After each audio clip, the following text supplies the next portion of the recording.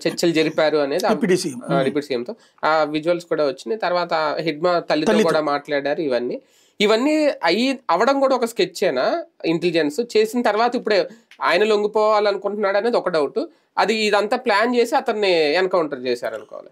Basic గా ఇప్పటికీ మల్లోజులు వేణుగోపాల్ ఎప్పుడైతే లొంగిపోయాడో ఈ గ్రూప్ అంతా అతని గ్రూపే, అతని సపోర్ట్ చేసే బ్యాచ్ హిడ్మా వీళ్ళంతా కూడా. అతని ఇదేమైందంటే వీళ్ళల్లో ఒక అంతర్మాదనం జరిగింది.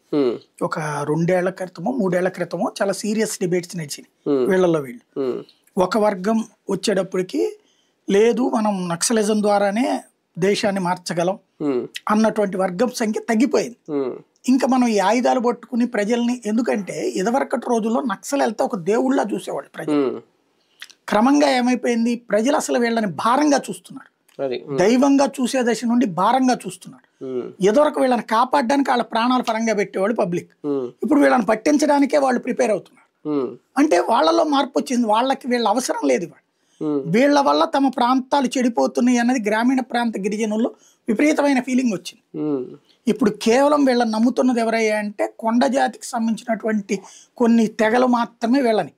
వాళ్ళేమి వీళ్ళని పోషించగలిగిన వాళ్ళు కాదు, అయితే గీతే సహకరించగలిగిన వాళ్ళు. అది చాలా రేర్ ఉన్నాయి. ఇప్పుడు గిరిజన ప్రాంతాల్లో కూడా ఎడ్యుకేషన్ ఎప్పుడైతే పెరిగిందో